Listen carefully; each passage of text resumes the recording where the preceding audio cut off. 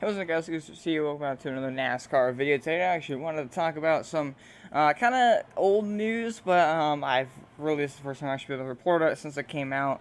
So, previously, last weekend, it was announced by Ganassi Racing that Jamie McMurray, driving with the #1 McDonald / Cesena Chevrolet Camaro, will not be returning to the #1 car. Now, they didn't say specifically Chip Ganassi Racing, but I think we can all pretty much assume that that's what's going to happen. I mean, I don't think they're just having a 42 all of a sudden. But anyhow, so pretty much Chip Ganassi has pretty much now fired Jim McMurray, and honestly, this is, I think, the turning point in McMurray's career, and it's not for the good. I know there are some fans, or some people that are fans of Jim McMurray. I know there's actually, I know two people at least that are fans of Jim McMurray, watch my videos, and obviously I'm not gonna bash him. I don't like him. I mean, I don't dislike him, I should say, as a driver.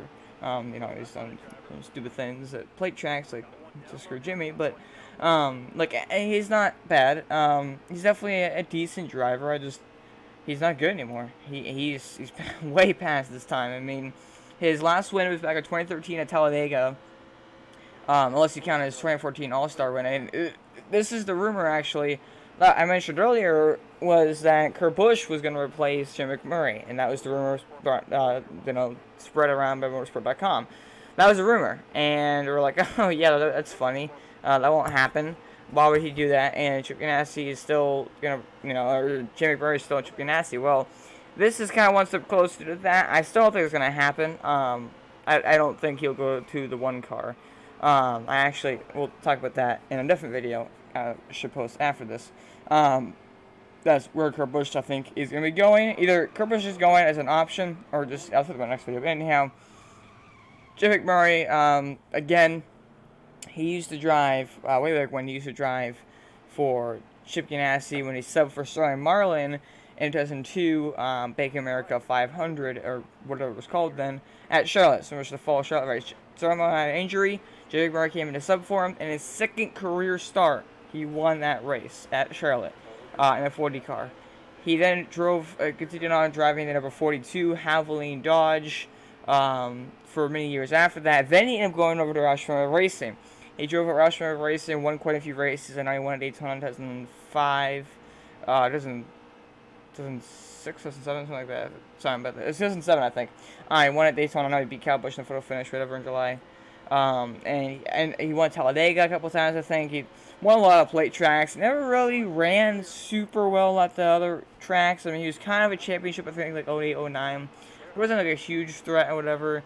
But then, after the 2009 season, going into 2010, NASCAR made a rule that a team can only have 4 drivers, 4 cars that they run on that team. So, Roush Racing actually was dominant. This is when they were absolutely dominant. They had the 6 of Mark Martin. They had, that's when they still had, Carl Edwards in 99. You had Matt Kenseth in the 17. You had, actually, I took the back. Mark Martin was not in the 6. That was after 2006. He was in the 6. Pre-2007, I should say, in the 6. I think it was David Reagan was in that car, I'm pretty sure, for most of that time. They had, like, the 06 car part-time. It just had a lot of different teams. And in 2005, Mark Martin used to drive Biffle in 16, that's right. In 2005, they actually had 5 cars.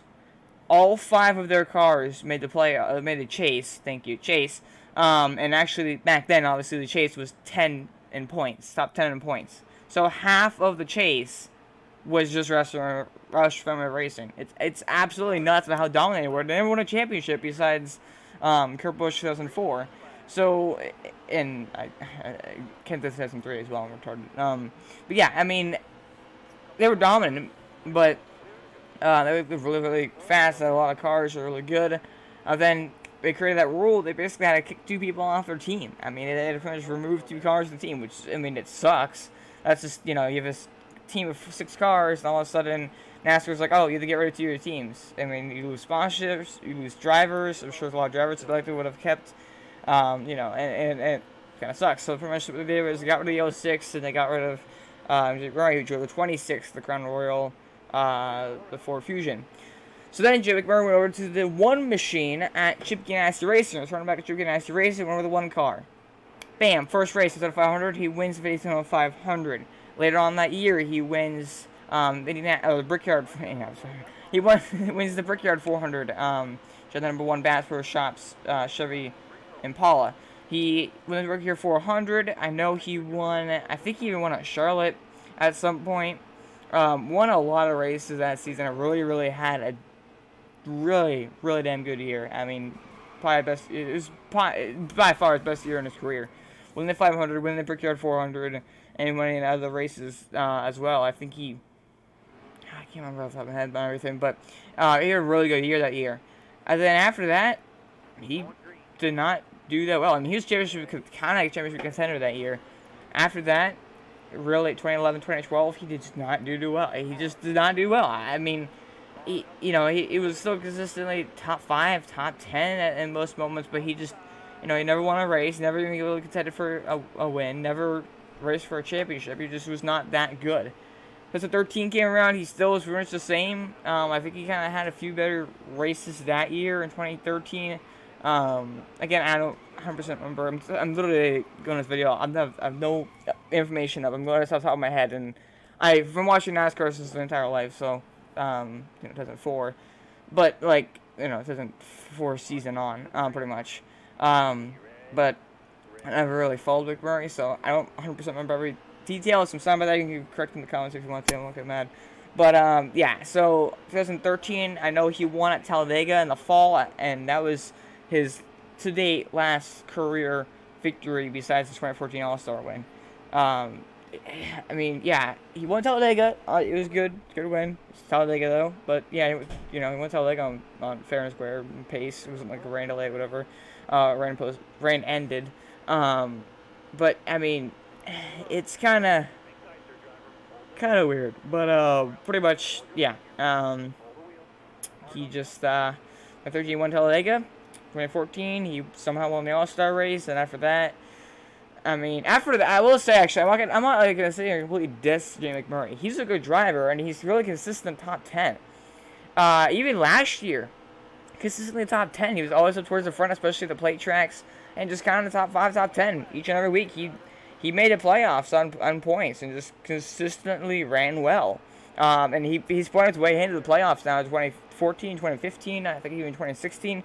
Just consistently there, in top 10. And he never got in the round of 8 or championship 4 because consistency doesn't get you that far. But, he was still consistent in what he did. And for the equipment that Chip Ganassi have, obviously they don't have the best equipment. But Larson, he's been dominating. He is by far, but not. So, he put his way in, and then this year he's just fallen off a cliff. I have no idea what it is. I know the Chevy Camaros are slower, so it doesn't really help things. But even still, Larson's something that competed for wins. At Chicago, Darlington, Bristol, all of those races, he pretty much competed for a win at the end of the race. Kansas even. The fact that Jamie McMurray's been running this poorly is kind of sad. So it's honestly not that surprising that this year being his last year for Ganassi Racing, the contract-wise, the fact that he's running so badly, probably gonna change Ganassi's mind, and it kind of sucks. That's not the kind of they're friends, and they have a good sponsorship with McDonald's, which now sponsors Kyle Larson as well. And I don't know if that's gonna leave. I'm guessing it'll probably stay, but who knows exactly. But it's certainly weird to see Jamie McMurray leave the one car. But it's just part of it. But if you want my prediction, who's gonna go in there? If it's not Kurt Busch, which again I still don't think it's gonna be Kurt Busch. Now that we have this information, it's a little bit more maybe I could be sitting there thinking, oh, motorsport.com just creates BS information. I'm really the one just saying and looking like an idiot, but pretty much, I don't think so. I think if I had to pick a driver for the one car, this is actually really hard to pick because he's been in the car for so long now. I mean, who would honestly go over to Chip Ganassi Racing? Kurt Busch, this kind of makes sense. But I mentioned this with Truex, the Truex video. Martin Truex Jr. might go over the one car. That's my prediction. Martin Truex Jr. goes to the one car. Again, I'll list more details for the videos. I've been planning to make a solo season video, but I've kind of like left hints in the here and there as to what exactly I think is going to be a replacement for this driver and this driver and this driver. I think Truex is going to go to the one car. He used to drive the one car for when DEI owned it. I think he's going to go to the one car, and I can list who I think is going to go to everywhere else. So I think Truex is going to go to the one car, and I think that Jamie McMurray will go to the 95 because Chevy, that's what Kane kind of went and then retiring. So I feel like it's kind of like that formerly good driver doesn't do well anymore car, if that's a good name for it, I suppose. So I think McMurray goes to 95, Truex goes to the one car. That's my prediction. A little bit weird, but that's the one thing that I can really logically say to that. So, but yeah, Jake Murray out of the one car Chip Ganassi Racing, probably out of Chip Ganassi as a whole, I'd guess. So pretty big news, not huge news, not like he's a championship threat, but it's a pretty good ride, pretty big name driver. So it's definitely interesting. I really do miss his paint schemes in 2010, 2011, 2012. Those are really good paint schemes. He's actually usually have pretty good paint schemes, but it's gonna be weird to see him out of the one car. But I hope he gets a pretty decent ride. Again, it's hard to say because he's really not proved how good a driver he is. I don't know why. I don't know what it is exactly. He's fallen off a cliff this year, but probably a crucial year for his career. He's pretty much sucked in. So makes sense that I'm not going to blame Chip Ganassi Racing for getting rid of him at this point. I mean, he's pretty much just going on that track in 20th for his teammates in top 5, top 10, top 15. So makes sense. I hope he does well. I hope if it was this season at least, I hope he gets a pretty good ride next season. Again, I think he's going to go 95, which isn't the greatest, but at least it's okay. It's better than some rides. But yep, we're going out of the one car. So much I got to say. Truex to replace him. That's my pick. Truex to replace him, and then McMurray goes over the 95. Replace Casey Kane, who's retiring. But anyhow, thank you guys so much for watching the video. Please leave a like. Please subscribe to the video. Again, I'll be posting a video very shortly about the 6 car information and my thoughts on that as well. So thank you guys so much for watching, and I'll see you guys next time. Bye, guys.